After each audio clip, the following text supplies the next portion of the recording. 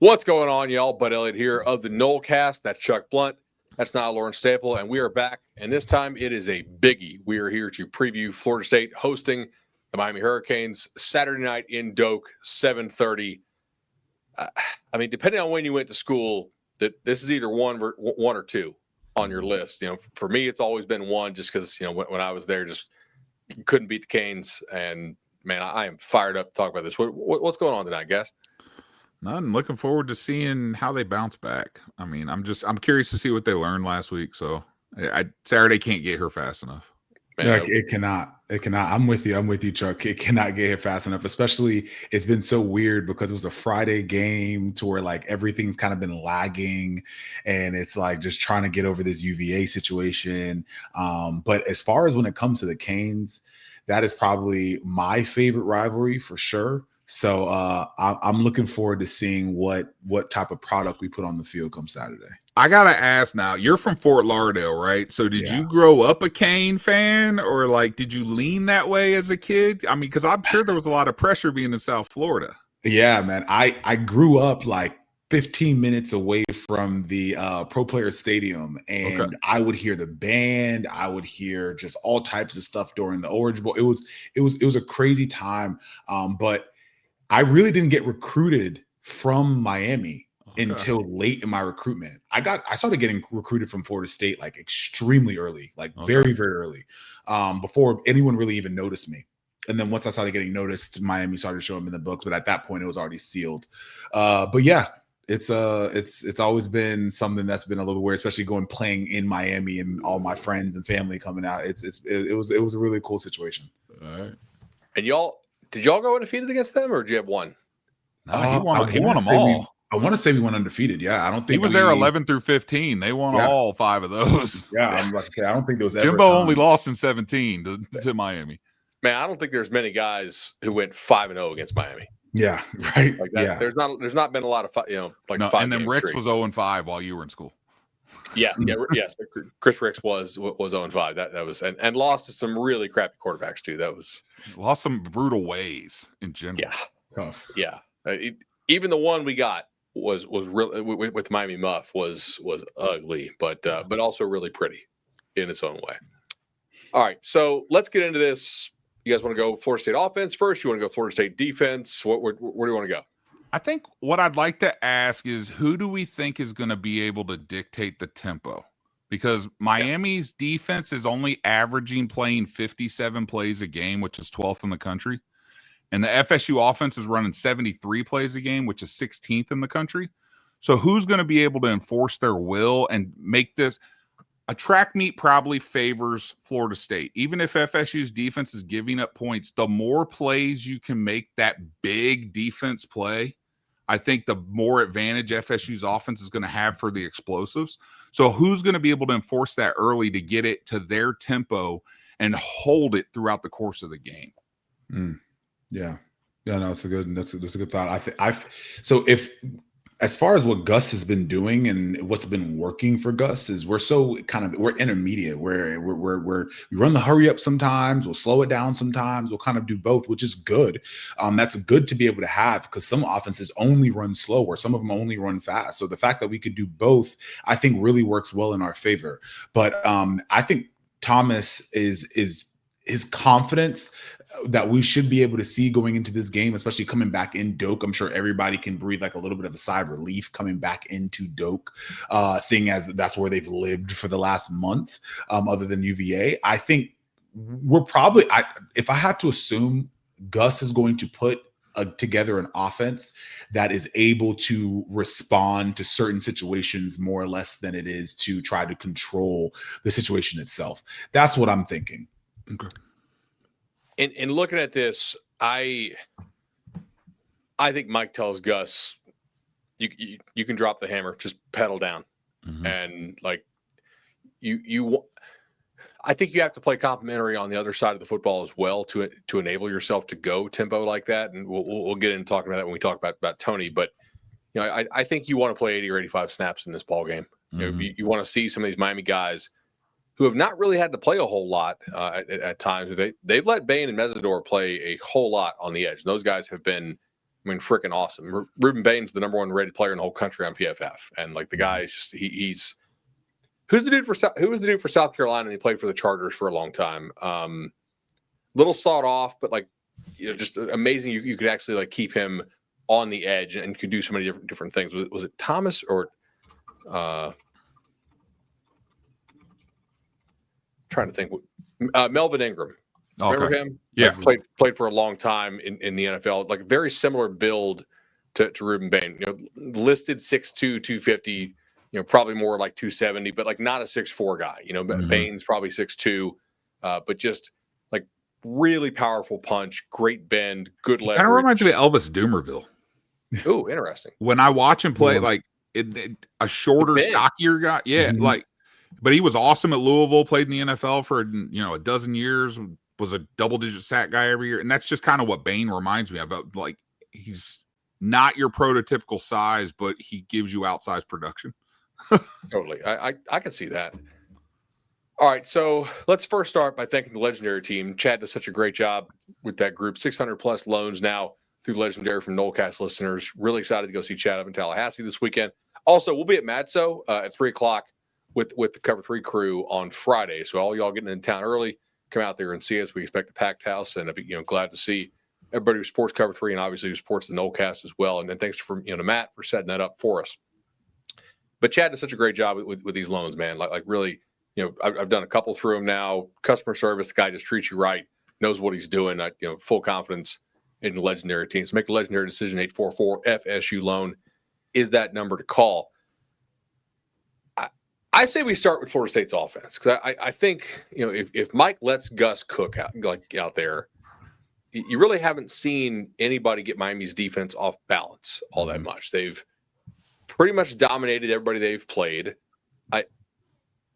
I think that like on body types, on players, on draft picks, Gators and Irish have better players than you do up front, offensive line wise.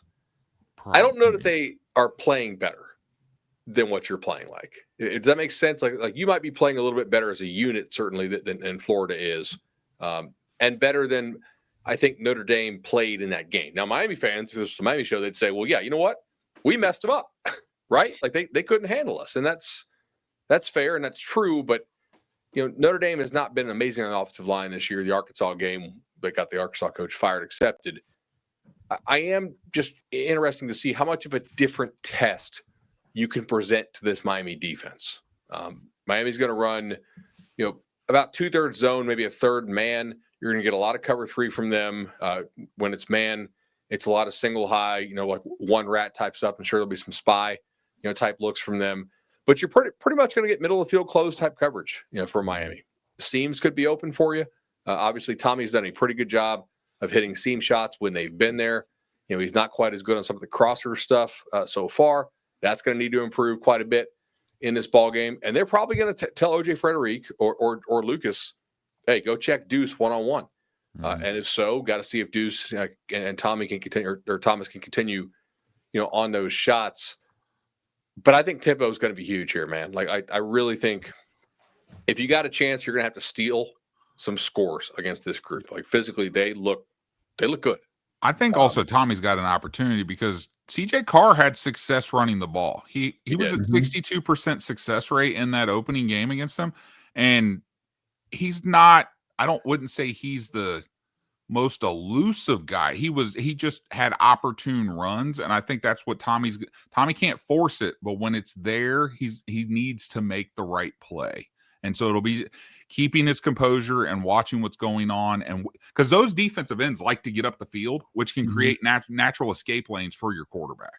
And so that will be interesting to watch. Do they try to do a mush rush, or do they actually play what they've played most of the year and come straight up the field, which could let Tommy have escape routes all night long? Yeah. That's huge. No, go ahead. I feel like we're as far as when it comes to being able to scramble and make things happen, that big part of that is going to have major threats down the field, as well as having a good offensive line that can create opportunities like that. And I just see us being a little bit better as far as across the board rather than USF. So if that was able to happen, then I think that there's a ton of opportunity for that. But I think more than anything else, if we're able to kind of control the tempo, control what it is as we're going down the field, we cannot see the force run. And I think we've seen it a little bit more often. I feel like that I would like to, that he's kind of trying to take the game into his hands. And I love it. I really, that's what you want to see from a leader. But it's when that opportunity does happen, that is when we have to strike. So I just hope that there's some good decision making there. But as far as being able to expose some of those defensive ends coming up the field, that is going to be, they're going to have their ears pinned back trying to get after the quarterback. But if they're smart, their defensive coordinator is telling them this week to hold off a little bit, because when you have a running quarterback, your gap lanes and your rush lanes are so big. They're so important. You can't kind of get too crazy with it. And that's one thing that will help us, because Carson Beck isn't the biggest runner. So you can run a little bit more exotic games and get out of those rush lanes, because he's not going to be as triggered to run. So they're going to have to stay really, really disciplined this week. And hopefully they're not. So that way we can kind of expose that. So looking at this chart here, Miami is like damn near tops in the country in rushing success rate allowed. Obviously, like they've played some pretty good running backs. Ball at Florida doesn't suck. Notre Dame probably has the best combo of backs in the country. USF, kind of a mixed bag. Oddly, like they're not sacking quarterbacks at a super high rate so far this year. They're only what I have 55th in the country in average sacks per game, and tackles for a loss are 59th in the country. Now, I do think that if you watched when the Irish played them, I think pretty early on, Notre Dame realized, we can't block these guys. We're going to have to get the ball out quick. Like they ran a lot of quick game. They ran a lot of screens. It was out pretty quick. And, I think in some ways, if you're Miami, because you're not allowing a ton of explosive plays, you look at the chart here, just 7.6% of plays against have gone for chunk plays. I think there's a bit of a trade-off. It's like, hey, we're not going to blitz much. That you can see here. I mean, they're very low. They're blitzing at like sub 30%. Right. So they're letting their front four get home or try to get home. They're playing mostly coverage behind it and not, for the most part, not allowing the ball over the top. They have had some guys get lost in coverage for sure. And like if you watch Notre Dame, like on the play, they tie that game up on. I mean, like they just lose the guy. Yeah. I do think that if you're going to beat them, it's by making their safeties wrong. The safeties have just been okay. I think the corners have been really damn good. And I think they hit on both those guys who they took. Safety's been okay. They don't suck, but like they're not amazing, at least based on a 4-game sample set. Can you make them wrong with their eyes, with all your eye candy, with all your fakes, with all the stuff that Gus Malzahn's going to have to be in his bag? I think there's a pretty good chance of that, actually, if you can block it up enough on the inside and like don't have just a ton of instant pressure on Tommy. Maybe you can get them to play on their heels a little bit more, like Nile said, make them wrong. Maybe you're reading some of these guys more than you're blocking them. And of course, Tommy's have to make the right read decision there. In the last game, I think there's probably 3 reads that he really wants back. Going back and look at it like that should have been a give or a keep. One of them is definitely a walk-in. I just think he misses it, but that happens. Like you're asking this guy to make. I mean, shoot, how many called handoffs do you think Florida State has? I'd say he's making a read probably 3 out of every 4 plays, right? Like 75% of the time, he's having to make a decision one way or the other. So I mean, if he's making 60 reads a game, he's not going to make every single read correctly, right? That's not starting to say you can't read it. Like Gus has got to be in his bag here, big time. You got to find a way to spring a Danzy or a Lucas or somebody, much like the Bama game. Yes, it's a similar mindset and blueprint to success. You have to keep them off balance and hit the big explosive plays, because you're not going to sustain 10-play, 80-yard drives against this defense. That plays right into Miami's hands if you try to do that. You know what matchup I'm really excited to see is Pettis against Bane. Yeah, Like, it's a money game for Pettis. Like, big time. He may lose that matchup, but he's not going to like go down without a fight. Like Pettis, I know what Ole Miss said, right? But so far he hasn't been banged up. Like he's been there. I know he missed part of the spring. Like he's played hard. He's got a little nasty streak to him. That looks like a hit in the portal. And guys, honestly, like there's a lot of takes in the portal to tackle this year who suck. Yeah. So Florida State fans should be thanking their lucky stars at the job the front office did to get 2 tackles. I mean, the number of teams out there who got 2 tackles who can play in the portal, Oregon, Florida State, and not LSU. I can tell you that. So, like those guys have been good for you. You're going to need them to be like Hansen, especially Pettis, especially in the run game. Are going to need to be on your game and finding ways to avoid obvious drop back situations. And just keep calling the shot plays. I think it's going to be really key. What else we got on offense here?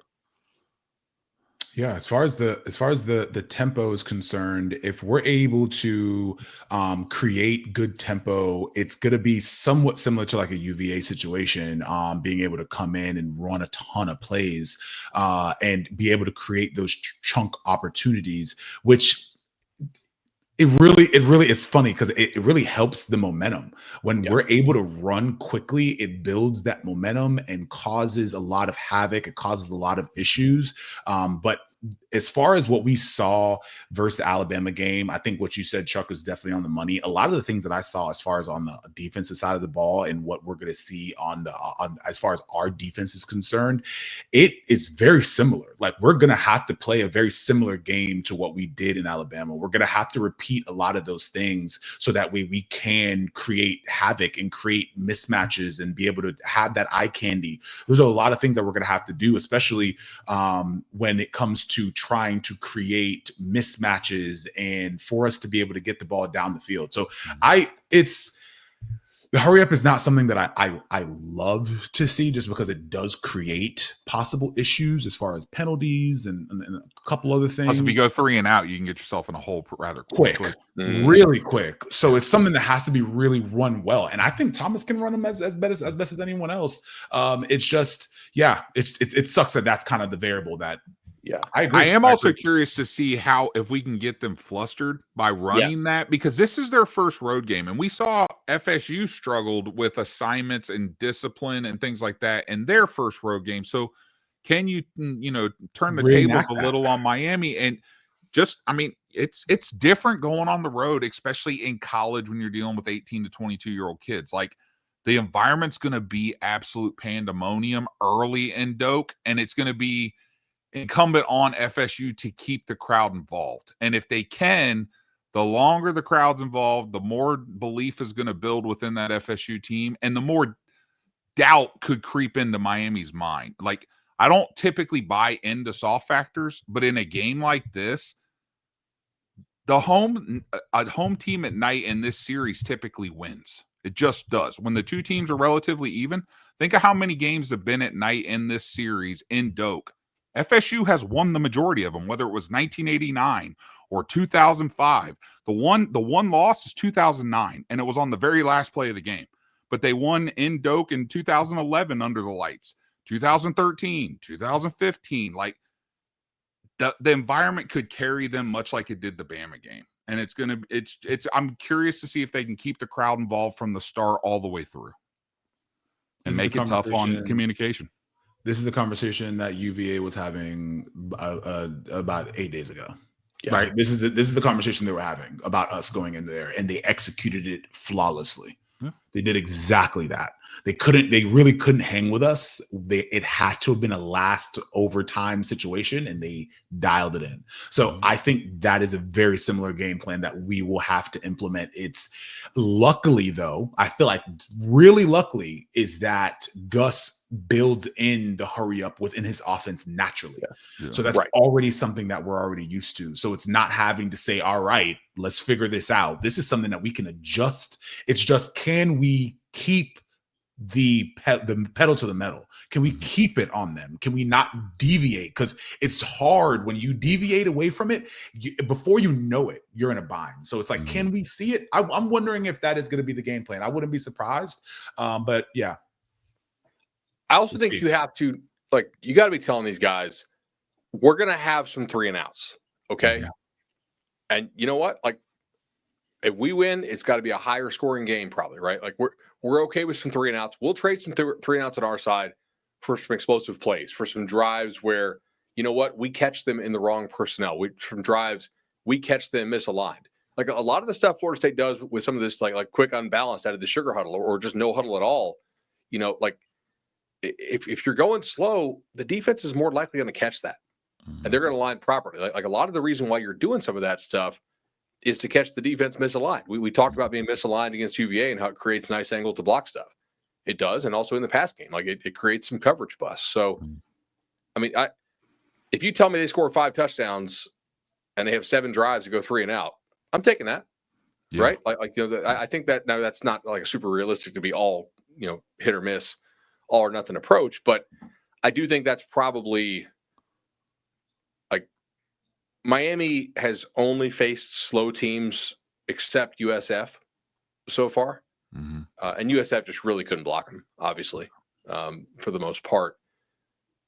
I'd be interested to see how Miami plays with you know, the crowd against them if Florida State gets them a little flustered, a little off balance early. What do you figure they need? 14 possessions in this game? Because I mean, say you get 14 and you score on 6 of them. Right. So that's like, say, 5 touchdowns and a field goal. I think you really like their chances, right? But if this is a 10 to 12 possession game, you're in probably deep trouble. I mean, if it's 10 to 12 possessions, that means Miami's dictating to you what happened, most likely. And your defense is getting worn down. They're leaning on you. So Chuck, and Bud, so the only caveat to why UVA's game plan works so well is because they were actually effective. So if we run the hurry up and we have multiple 3 and outs and our defense is getting drove down the field, Lord willing, that does not happen. But if that is the case, things will go really, really bad, really quick. So you got to make sure we're having a balance in that. I mean, I think, and Bud and I talked about this in the offseason, but I feel like this is the type of game where you have to win first down to dictate whether you're going to go fast. If you lose first down, you're probably not going to go hurry up. If it's 2nd and 8 most of the night, you're not going to want to be in hurry up. But if you're in 2nd and 5 or 6, then you have your full complement of plays at your disposal. So I think first down, this game more than any other, you probably have to win first down a lot more often than normal so that you can dictate the pace, because otherwise you do run that risk of getting off the field too early and your defense is having to play an extended amount of plays. Yeah, especially with field position. Field position is going to be obviously a major one as well. So, all right, last thing for me on offense that I want to flip. The game plan that I think gives you the best chance to win is also probably the same one that has like the negative tail outcomes of a blowout, right? Like if Mike wanted to, he could go out and die a slow death. But like you could keep this close, but I think keeping this close in the way that you would have to keep it close is likely to give you like a close loss, which you need to win this ball game to stay in the ACC championship race. Like you need to play. Like that is one thing I'll give Mike a lot of credit for. He don't give a damn about getting blown out, right? Like he really tries to make the right decision. It's like playing blackjack, okay? You could not double down if you wanted to stay at the table for a little bit longer, but you're not going home a winner, right? Like you just let the house slowly bleed you out. Like you got to know when the time to actually say, yeah, give me a card, right? And I think that's probably what they need here. Because I do think you got to steal some scores against Miami in terms of like steal some explosives. I don't think it's super likely you can block these guys for 60 minutes. Just lining up, head up, and not that you'll really try to do that. But I think some of the tempo, some of like the surprise formations and stuff for them is really important to catch Miami off guard if you can. I don't know that Hedderman's ever their defensive coordinator. Has he ever seen like Gus's offense or anything close? Did they play SMU last year? Minnesota? No. Well, right. But did Mario play SMU last year? No. I don't think so. Because No, last year, obviously, remember Miami or SMU missed everybody that mattered. Right. So he hasn't seen SMU. Heatherman has. Minnesota didn't play SMU. No. I'm just trying to think where he's worked. Well, I'm trying to think of what they would even face in the Big Ten that was remotely close to it.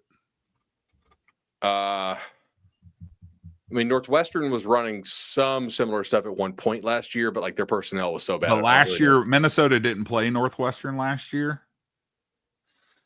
So SC doesn't play at that pace.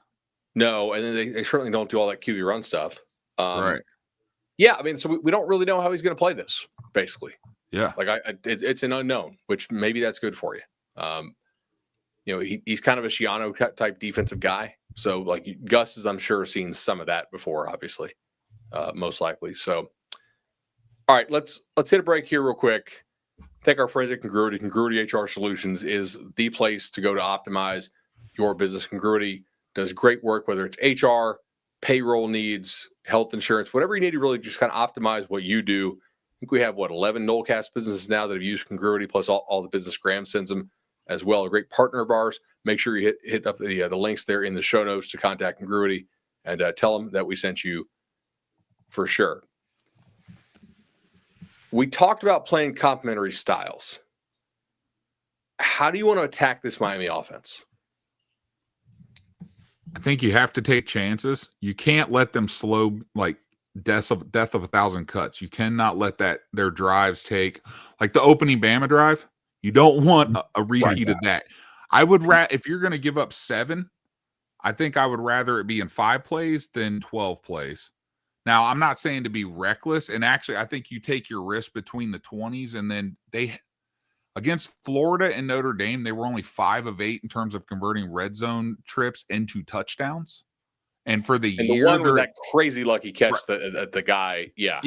So on the year, they're 78% in terms of converting red zone trips into touchdowns. But in those 2 games against Notre Dame and Florida, it was 5 of 8, which is 62.5%. So I think you take risks between the 20s, but then you need 3, not 7 once you get in the red zone. If they're going to go 5 trips down there and get 4 or 5 touchdowns, you're not going to win the football game. It's got to be 2 touchdowns and 3 field goals in 5 trips to have a legitimate chance, I think. And those drives can't take 10 or 12 plays. They have to be more like 5 or 7 because you need, as we already said, you need as many possessions as possible to try to wear out that defense so that you can hit some more explosive plays. Without wearing out your own defense, too. Right. Yeah. It's a very fine line to try to walk. a 2-play touchdown drive for Miami, assuming it doesn't happen over and over again, is not the worst thing. If the trade-off is that you're getting some 3 and outs, some tackles for loss, maybe a turnover or 2, you're hitting Carson Beck.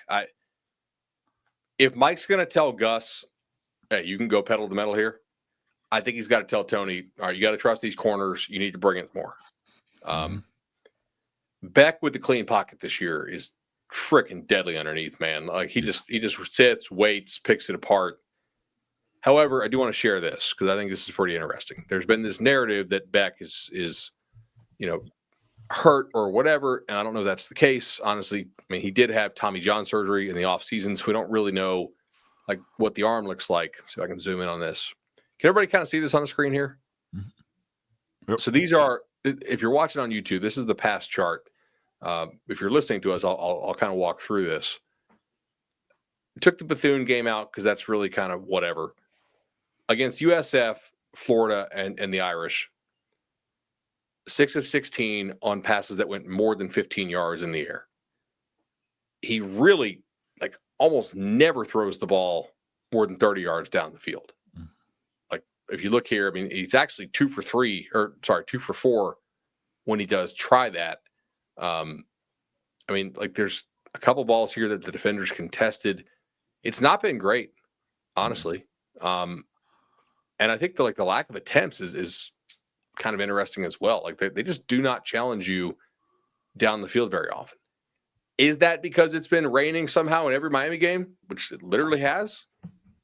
I can't say that it's not right. Like if we were a Miami podcast, we'd probably be pointing that out as well. But there are some balls he's throwing that really hung, and I think he had more velo last year, so shouldn't get a whole lot of rain in Tallahassee on Saturday. Looks like maybe a slight chance. Obviously, we're a couple days out now, but this is interesting to me. He also doesn't seem to throw the ball to the left very much at all. Like, it's a lot of stuff to the right, like a lot.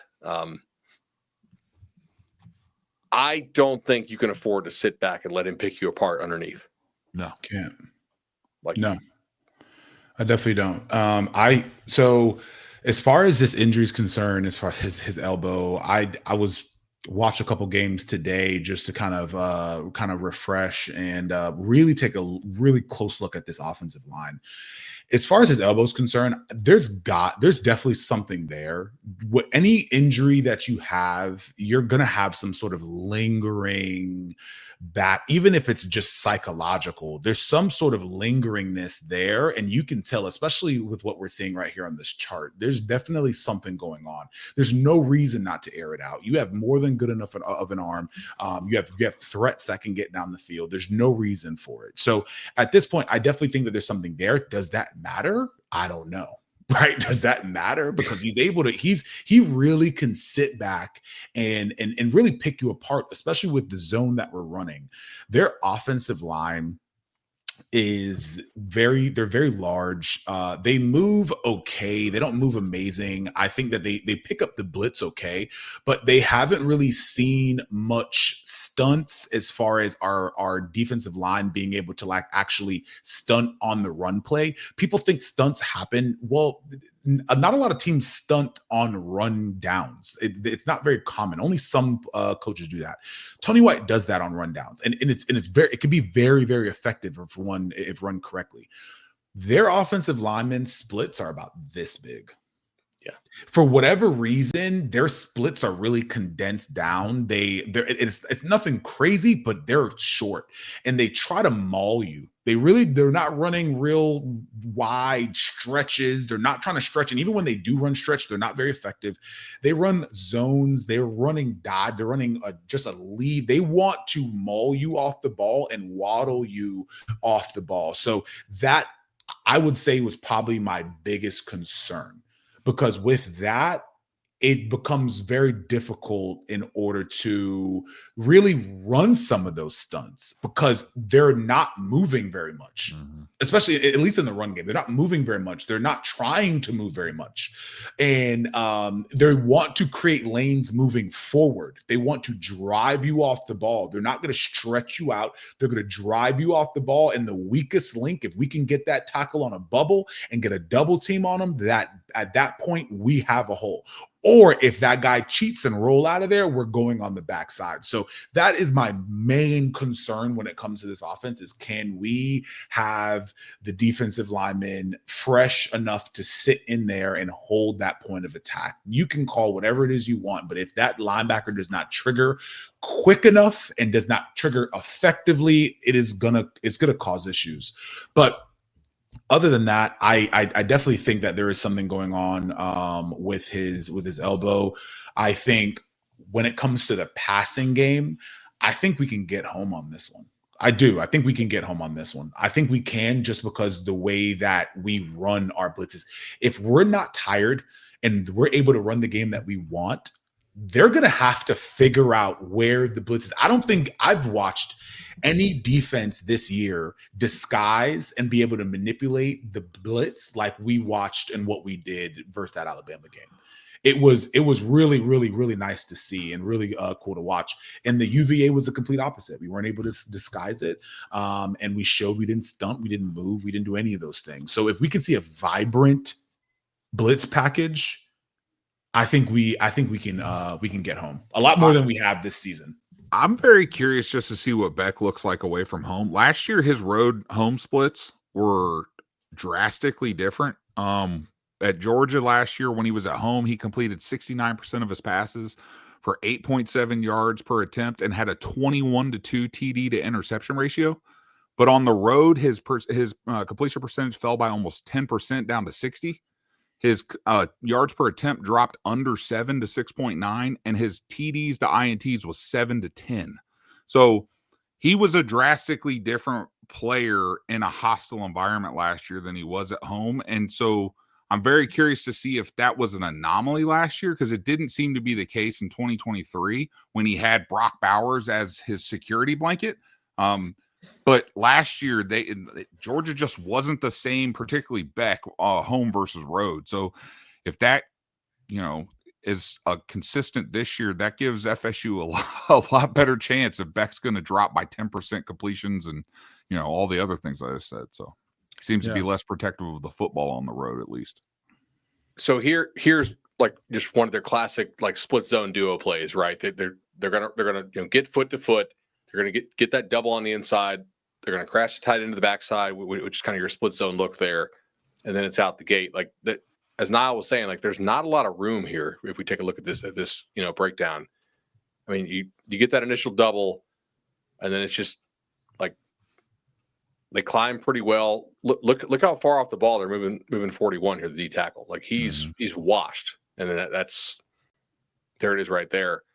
Now Darrell's better than 41 for the Irish. Like he's going to have to eat some double teams here for sure. And like this is absolutely it's a different type of money game for him. The last game was like, hey, it's gonna be a money game because you're facing a backup center. It's gonna be like some splash plays. If he puts out a really good game against this group, like both these guards are probably pros, and Brockermeyer, the center from TCU, is a pretty decent player. Like obviously his dad was a first round pick at the University of Texas. Blake Brockermeyer. The brother played for Alabama. Like pretty smart, heady center, like and decent size too. So I'll be interested to watch this one and how well we hold up there. Now, how much do you think we can affect this with numbers? Like if you think like you can't win on some of the stunts because they just don't give you room, can you hit some of these slower developing plays with blitzes from the edge? So it's with this offense, and it's one of those types. Watching it reminds me of when I would say like 2014, 2015 when we played Wake Forest. Wake Forest offensive line is very much, they would waddle off the ball. They're basically just trying to push you and create a seam, have someone not in their lane, and then be able to pop. Watching the way they do it, it's very effective. It's very effective in a way that you can win with numbers, but if your guys aren't winning, that double team is going to peel off and pick you up. So I think you can win with numbers. As far as the running game is concerned, I think we can get home on the pass. We have to get home on the pass. But when it comes to the run game, if we can't hold the point of attack no matter what, and that's why that defensive tackle is so important. It starts on the bubble.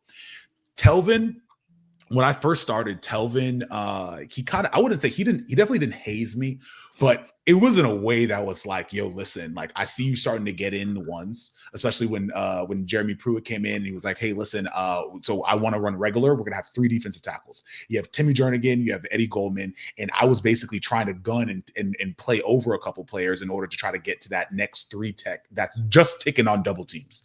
He hazed me for a little bit. Like he kind of was like, hey, listen, like you better figure this out, because if you don't, there's really not much I can do, because that guard is going to drive you off the ball. That tackle is going to knock you on your hip. And if that tackle knows that guard's got you taken care of, he is coming directly to me. So it's really, if you can hold that point of attack for even just 3 seconds, 4 seconds, and allow that linebacker to be able to spill or be able to come across and try to make a play, then we'll have something. But it is going to be a very much that 2014 game. I ended up getting player of the game that game, and I didn't even make much tackles. I made a big one from Duke Johnson, but I didn't really make a ton of tackles. But I just went in and took on the point of attack. I came in the next morning. They're like, you got player of the game. I was like, I got player of the game. Amazing. How the hell? I got like 2, 3 tackles. And it was because I took the point of attack out of the equation. Anytime they ran like 4 over, 5 over, there was one guard on the backside, and I had to go on the bubble and take it on. And if you can hold that point, then we can have a ball game. But I'm gonna be honest, if there's really not much amount of numbers that you can run and send unless you bring the house that can stop that. If that defensive tackle is getting washed 3, 4, 5 yards down the field, that's just honest truth. Mm-hmm. The guy that scares me the most for them, receiver-wise, is the true freshman, Tony. Like, he looks different than everybody else that they have. I don't know that their receivers outside of Tony, they don't suck, but I don't think that they are better than what I know they're not better than what Bama has. I'm not really sure that they are better than the outside guys that UVA had. And if so, it's like not by a ton, But Tony, that's a tough cover on the inside. Like, it really, I don't know if there's anybody I like matched up with him in man kind of across college football, but on this Noles defense. So, like, making sure the ball is out of Carson Beck's hands quick, affecting him when you do get those run stops, just to get him off the field so they're not leaning on you all the time. Like speed him up. You're probably going to allow more explosives in this game than you normally want to if you're doing it right, but you're also probably getting him off schedule a little bit. Do we actually want Beck to get it out quick? I feel like we want him to be indecisive and hold longer and then have to move off his spot. Like, I feel like if you're going to have this, because I feel like that's how he killed Florida and Notre Dame was he knew exactly where he went at pre-snap and didn't have to deviate. And he was allowing Tony to run those in and out routes, like to the sideline so often that if you can disrupt that timing by making him hold it for a pat longer, I feel like you'll have more success. And at least he can't, somebody can crash down and cover some of those little out routes to the sideline a little quicker than if he's hitting that last step on the drop and immediately firing. So I'd almost think we want him to hold a little longer than be quick with the ball. This is where some of the delayed blitzes might work, because Miami does a lot of the check with me stuff with the sideline. In this game, I bet you'll get a ton of that, right? Mm-hmm. UVA did a pretty good job with that. Sometimes you tipped your hand a little bit early against them, I think. If you stay in your base looks, to Nile's point, I think it's a really good one. Like, these guys are huge. They're not like bad athletes, obviously, relative to their size, but like the word relative to their size is doing a lot of work here in this sentence because they are huge. And so they're not like super great at reactive. Like, they're not terrible picking up the blitz, I don't think. But if you get them in their pass pro sets and then you bring a quick guy late, I think you got a shot to knife in there and really get back. So if he's holding the ball, yeah. And then on some of your sim pressures, right, making him think the ball's coming out here, making him think he's got, like, he knows what he's got, and then he doesn't. Like, that's how you steal a turnover or two in this game. Easier said than done, but yeah, I don't think I would just line up and just bring it the whole time. Right. Like, that's probably not what you need to do. He's played a lot of football. Even if the arm is not amazing right now, like he does still know where to go with it. And he's been pretty accurate on the underneath stuff. And he can get it there. Yeah. You can get it there. I would say, so just one thing you can do as far as being able to stop this run is going to be the stunt. Obviously, we talked about it a little bit earlier in the episode, but I think stunting will be big. You can't stunt all the time, right? You can't stunt on every run down. Like, that's not possible. But if you can stunt 50% of the time, even 30% of the time, and get them off the field, that will create great opportunity. So if my guy's on the bubble and I know, let's say I have a Desir twin or a Mandrell, let's say we have him on the bubble. Ideally, you don't necessarily want him on there, even though he's physical. He's just not necessarily there yet in some of that technique work. If we can have him stunt and be able to bring somebody else around, he could take the guard with him.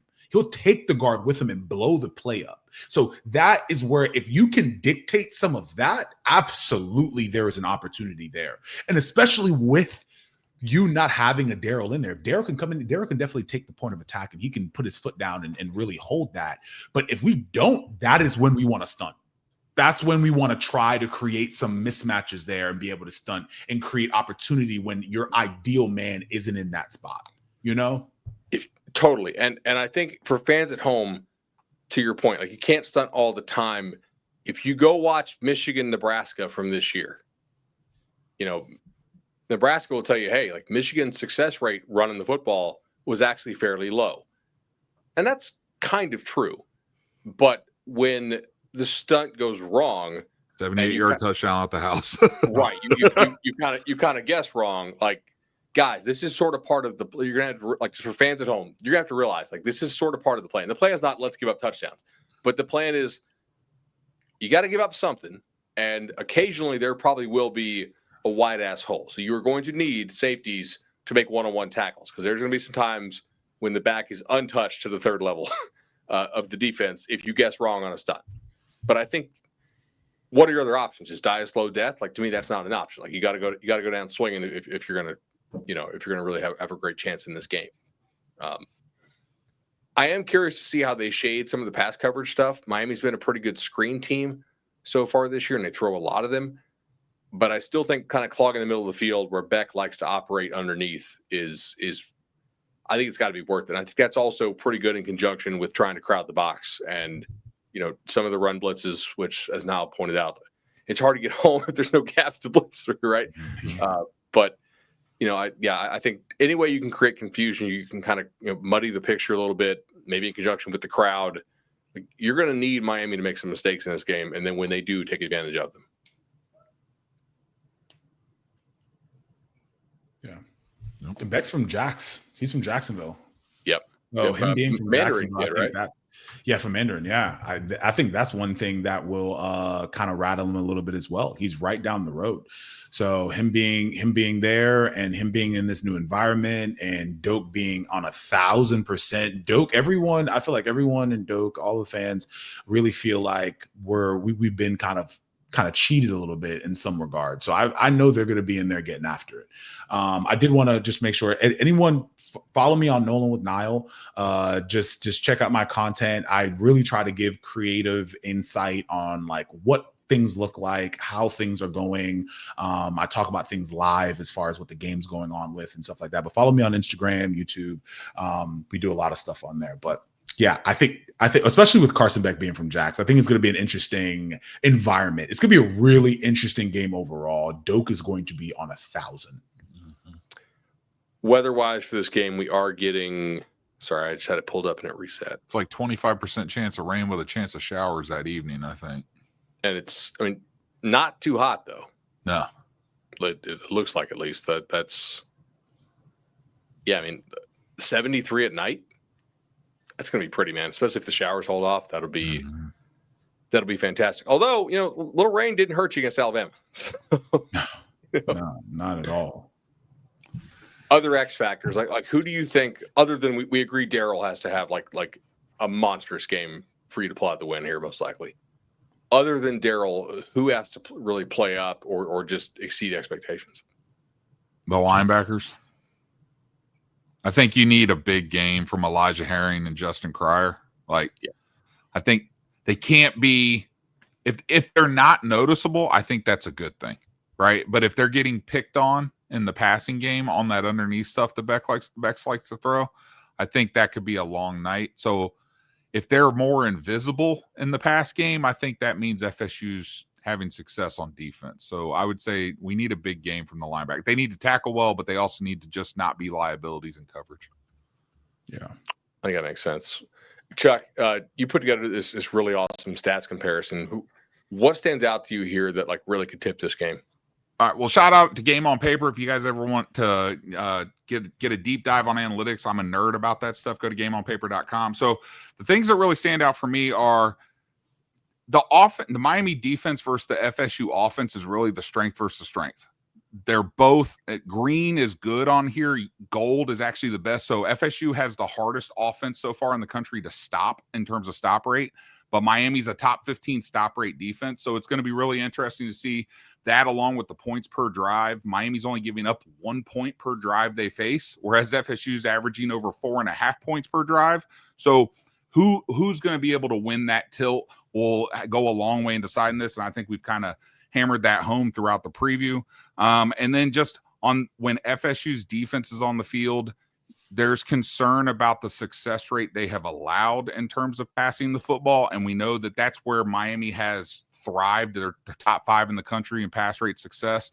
So just being able to limit some of those pass plays, prevent them from being in good down and distance situations. And then ultimately, as we've talked about, you have to get Beck off of his spot, because if he has time and their offensive line is allowing less than 6% of their plays to have havoc on them, while FSU isn't great at only 16.5%, which is 62 in the country, that's the concern. You have to flip that this game and get them, make some disruptive plays on defense, whether it's tackles for a loss, sacks, forced fumbles, pass breakups.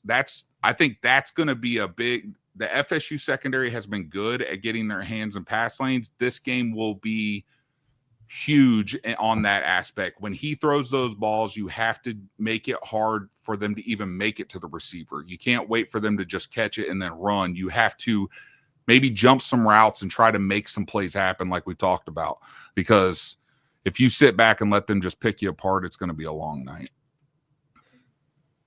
I like this, man. Shout out Game on Paper for sure. That's a good resource to have here. That defense is all green. Jeez. Yeah. Okay. I mean, they're top 25, top 20 in pretty much every major category. So this is going to be a great test for just how far along this Gus offense is. But I'll be honest, I bet you if we put this up for Auburn versus Alabama for a decade, it was all green for Alabama, and we saw Gus had plenty of great schemes and plenty of success. So it's not like he can't do this, but this will be the next big test on this season, is how far have they come since that opening game. If you made this offense play left-handed for them, right, like EPA per dropback of number 43 in the country does feel like not great. Mm-hmm. You know, now granted, they've played a legit schedule. I mean, Florida's defense is pretty good. Florida's offense is a train wreck. Notre Dame's defense is decent, like not has potential, but it hasn't played up to it so far. Yeah, agreed. USF, I think, has a decent defense actually. But one thing I would call out too, but Notre Dame played a lot of man coverage in that game, so that it's hard to take a ton away from the success they had in the passing game in that game, just because it's such a drastically different style than what Tony White wants to play. I mean, Notre Dame is 80% man-to-man, and Tony's like 80% zone. So it's just, night and day difference. And it will be interesting to see Beck's patience on that. How do they maybe confuse him? And then, where does he make the right reads on where to go with it based on what Tony's showing in terms of sim pressure or actually bringing stuff? That I think makes a lot of sense. And Florida certainly, makes, they'll mix it some, all right, let's go to predictions here. Let me pull up the predictions from everybody. Graham had to do some NIL work tonight, which I don't know how in the world they handle all the sports. Just crazy. All right. Unless we have other X factors to get to, we can get to predictions.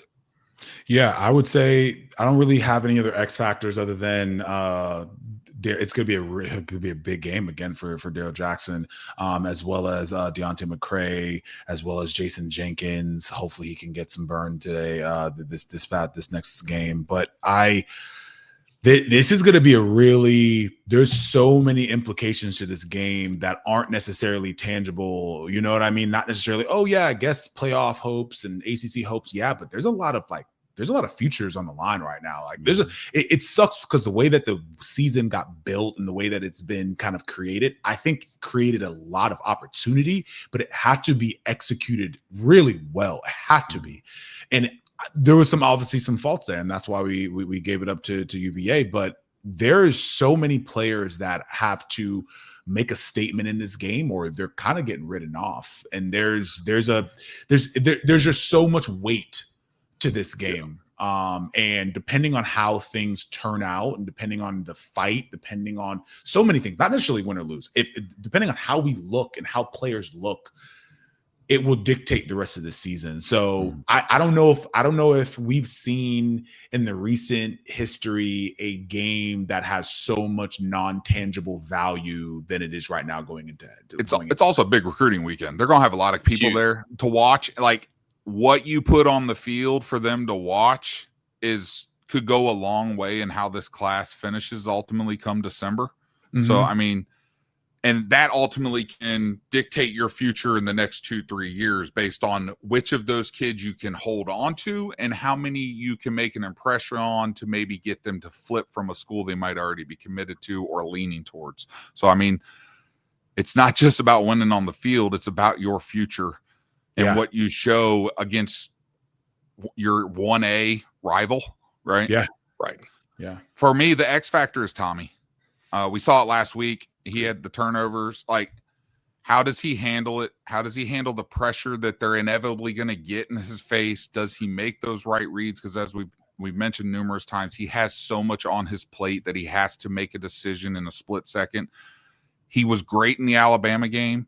He had some misreads at times against Virginia. How he plays is going to go a long way in whether this offense can stay on the field, score some points, and give FSU a chance in the fourth quarter to get a victory. I'm right there with you on that. All right. Let's get here to predictions and pull this up here. Where's my screen share? Here we go. Add to the stage. Can you guys see this? Yeah, you might want to shrink it. Oh, there you go. All right, so lines like 4.5, totals 53.5. So Vegas has this basically Miami 29, FSU 24. All of us are higher on the total number of points scored. I guess I'm the one trader here. My model says Miami 33, FSU 31. Are you on that? I'm on that. I'm on that too. I'm afraid of turnovers and some quick 3-and-outs and them leaning on you. I'll just call it out. I'm 2-2 picking FSU games this year, and I was 0-2 in the two big ones. So let's hope I go 0-3 because I picked Bama to win and I picked FSU to beat Virginia. So I'd be happy to lose some money and pick the wrong winner again. I don't think any of these scores, maybe Chuck's, are like disastrous for you. You know, if you got a multiple score win over Alabama, you lose an ACC road game to Virginia that is, like they're going bowling probably comfortably at this point, like to a veteran quarterback. If we kind of recenter on like what were the goals for the season realistically, it's get back on the right track, show proof of concept, like not have to pay a $50 million buyout for Mike Norvell, which would be like freaking disastrous. I think all of these outcomes, win or lose, are indicative of a good game, and like, you want to get the dub. So I hope I'm wrong on this. Like not that 33-31 Miami is a real like confident prediction in either direction, but I think both teams will score. Yeah. I really do think this is going to be a point. And just for context, I got 31-20 because I think it'll be a tight game in the fourth, but it's the dam eventually breaks and you're down 24-20 and need a stop and they break a long run or something for a touchdown to ice the game. I think they cover. That's the bigger thing. I hope I'm wrong. I need to see it in this kind of situation. Norvell's been really good at making games competitive against top 10 teams or games that he's a dog. He isn't as good at converting them into W's. We got the Bama one, but there's too often this has just been a little too much to ask him to pull off. I can see it. I like FSU. I really like. I'm really big. Obviously, not necessarily as into the analytics. Some, but I really like the mindset that Castellanos had coming out of this past game. I think that he said a lot of the right things, as well as watching that game again really opened my eyes to when you don't see the team itself kind of flourish or kind of open up to what they are. It's really hard to not say that they aren't, because let's say we win this UVA game, let's say we win that game comfortably, like, are we having the same conversation as far as like not being confident whether they're going to beat Miami or not? Probably not. Like them losing to UVA really created so much doubt, but they really beat themselves. Mm-hmm. So it's hard for me to see and look at this game and not understand or not feel like this team is way better than what we saw. This team has way more capabilities than that. The only thing that I'm having issues with is us making sure that we can stop the run, which is huge, right? There's a huge part of it, big part of it. And if we can, just like you said, Bud, if we can create some opportunities, and yeah, there's going to be some stuff that pops, because when you blitz, your blitz is almost like a gamble. Blitzing is nothing but gambling, and you're hoping that either player makes a decision or the player doesn't go or throw to the area that player is not in at the time. That's all it is blitzing. So if Tony White can put together a good game plan, and we can somewhat, even if we reenact the Alabama game to 80%, we're in great shape, because what we saw on that field was sensational. It was sensational. There was still a lot of stuff to fix, but it was great. If I saw them truly get beaten by UVA, I would be in the same category. But I saw Florida State go to UVA and be unprepared. Let's see a prepared team play Miami and prove it to me, to everyone else, prove it to themselves that they deserve to be in the top 10. And after that, we can talk. I think that's fair. I think Florida State absolutely has a chance to win this ball game. Yeah, they're going to have to look, in any big time matchup. You're going to need to have a couple things go your way. You're going to have to earn a couple things too. So we'll see how that happens. 7:30 at Doak. Chuck, let's roll with a little bit of this rooting guide here. So DraftKings right now has you 28th in the playoff odds. That's an issue because there's only 12 spots. So 28th is not really going to get it done. Obviously, if you win this ball game, guess what? You're going to shoot up a lot, like a whole lot. If you lose it, you're not totally done, but you're pretty close to done as far as playoff. Now, there's still a lot to play for. Nobody really thought this team was going to the playoff preseason, but obviously you get that win against Alabama, expectations, can and should increase. If you break this down a little further, though, there's 5 group of 5 teams ahead of them. So all those teams are just playing for one spot. So you're really in the top 25, and you need to get to 11th, right?